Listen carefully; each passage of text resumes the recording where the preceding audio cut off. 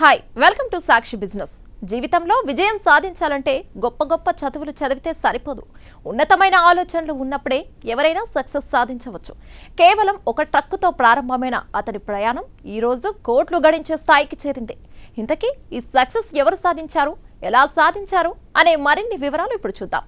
కర్ణాటకలోని ధార్వాడకు చెందిన విజయ్ సంకేశ్వర్ గురించి ఈ రోజు భారతదేశం మొత్తానికి తెలుసు. ఎందుకంటే ప్రస్తుతం దేశంలో అతిపెద్ద వాణిజ్య వాహనాలకు యజమానిగా పేరు పొంది విఆర్ఎల్ లాజిస్టిక్స్ లిమిటెడ్ స్థాపించాడు.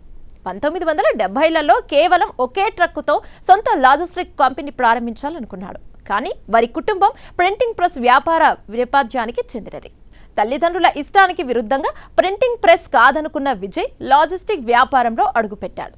1976లో అప్పుగా తీసుకున్న కొంత డబ్బుతో ఒక ట్రక్కు కొనుగోలు చేశాడు. ప్రారంభంలో ఎన్నో ఒడిదుడుకులను అనుభవించాడు. ఆర్థికపరమైన ఇబ్బందులను కూడా ఎదుర్కొన్నాడు.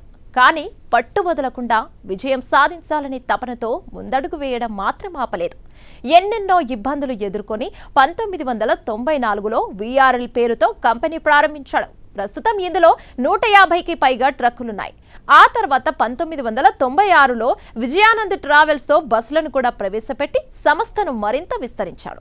ఇప్పుడు ఈ సంస్థ విఆర్ఎల్ లాజిస్టిక్ లిమిటెడ్గా ప్రసిద్ధి చెందింది.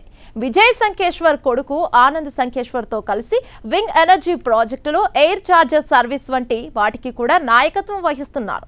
ప్రస్తుతం కంపెనీ 6,000 కోట్ల కంటే ఎక్కువ మార్కెట్ క్యాప్ కలిగిన లిస్టెడ్ కంపెనీగా అవతరించింది. ఈయన జీవితాన్ని విజయానంద్ అనే పేరుతో 2022లో కన్నడ చిత్రం కూడా తెరకెక్కింది.